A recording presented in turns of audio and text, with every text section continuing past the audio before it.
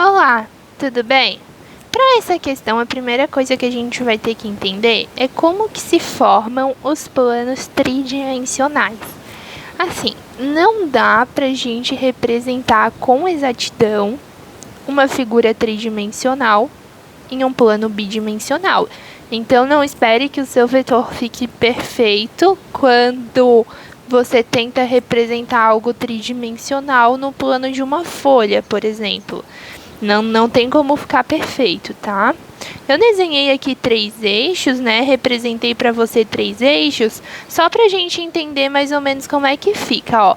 Eles seriam assim, tá vendo? Aqui eu tenho o plano X, aqui eu tenho o plano Y e aqui eu tenho o plano Z, que é como se fosse um plano que estivesse vindo para você, que é como se ele estivesse saindo, entrando na folha, entende? Então, como que seria um vetor, né, representado no plano tridimensional? Ele seria dessa forma aqui, por exemplo, ó, onde ele teria a sua componente Z, né, que seria essa componente aqui.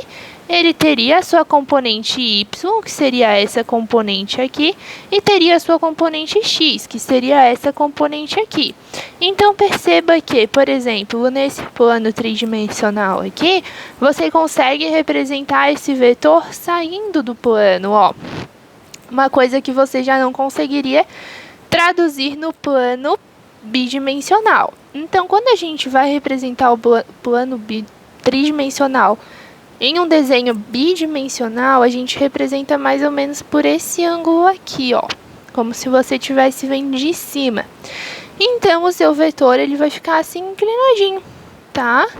Como se ele fosse representado em 2 planos, mas você vai saber que ele vai estar assim para frente, saindo do plano, tá? Não vai ficar um desenho perfeito, mas é só para você entender como que ele fica na realidade, com o eixo X, Y e Z, e ele fica assim, saindo do plano, tudo bem?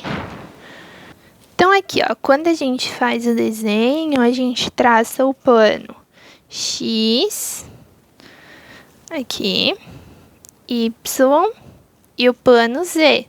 E para representar, fica mais fácil quando você desenha assim um cubo nos planos e daí você representa o vetor assim, ó.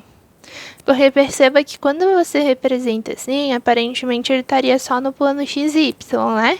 Porque a gente está tentando traduzir alguma coisa que é de 3 dimensões para 2 dimensões.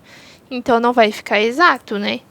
Então, por isso que a gente representa aqui pelo cubo, que daí você percebe que quando ele sai dessa reta aqui, que estava aqui atrás, e chega nesse pontinho aqui, que está aqui na frente, você tem a percepção de que ele andou aqui no plano Z, além de ter andado no plano XY. Então, é assim que a gente faz a representação do vetor, né?